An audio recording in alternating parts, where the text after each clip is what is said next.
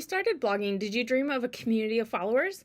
Well, the key to building that community is to start with a mission. Defining your mission will help attract people to you and make creating content so much easier.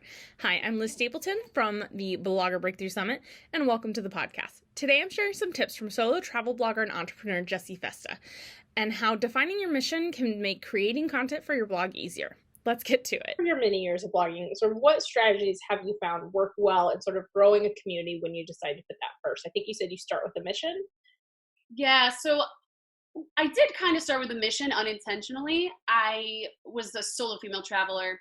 I basically in college planned this big backpacking trip through Europe for the summer with some of my sorority sisters, and then I spent so much time planning this. I was so excited. And then as the trip got closer and closer and it got time to actually book the flights, everyone backed out, and I had to make that decision, like, do I give up the hours and hours in research that I've done and the excitement that I feel, or do I just do this by myself? So I went by myself, and that really like changed everything for me in a good way. And now pretty much I'm engaged, and I still usually am traveling by myself because my fiance is a teacher. So pretty much every month or every 2 months I go on a trip, usually solo. And when I started, I wanted to help women confidently travel solo, give them good information on how to travel solo, basically give them the resources that I had a lot of trouble finding when I was planning my trips. Yeah. So I didn't really go into it thinking like, oh, I need a mission statement, I need to help people. Yeah. But looking back on it, I'm like, oh, I'm glad that I unintentionally did have a mission. Yeah. I think it's a very good thing to have. Yeah. And then once you kind of clearly figured out that that was your mission, it made it easier to create content and focus to grow your community, is what you're saying. Exactly. And it has shifted over the years because I feel like I have become more of, the blogging space. I've created so many courses and freebies, and I speak at conferences on blogging. So now it's very much sort of like living your best life through travel, realizing that there are other avenues for you, not just, go to college, get married, do the 9 to 5, which there's nothing wrong with that at all. No, I think that's a great it's path. not for everybody. Yeah. Same. But just knowing that there's other options, even like with the solo travel thing, I still have so many friends, even though they see me do it, they're like, oh, I don't know if I could do that. I'm like, you can, trust me, go to my website. So once you kind of had that mission, sort of what steps did you take to kind of implement it? Or, what did you look at doing to, reach that mission, I guess?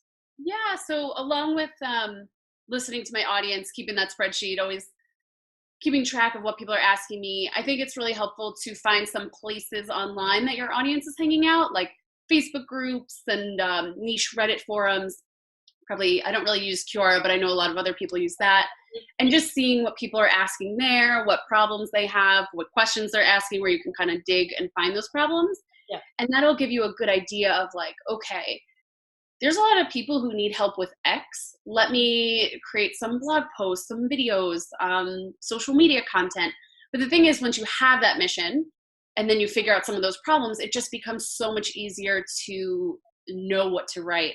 Like I know in the travel space, a lot of bloggers, you go on a trip and you can write about the food, you can write about the safety aspect, you can write about the hotels. Like there's so many options within that trip. Yeah. If you have a mission, you'll just really know like, okay, my audience is really into slow travel. They're really into responsible tourism. They're really into luxury hotels. Mm-hmm. You'll just know, and it'll be so much easier to create a space online where you are the expert on that topic. Yeah. So quality market research, really, which is not the most fun term, but that's pretty much what we're doing. Yeah, exactly. Okay, I hope this episode helped you to dig into your mission statement and find new ways to listen to your audience. Be sure to join me next time to find out the secret behind creating an effective homepage that both you and your audience will love.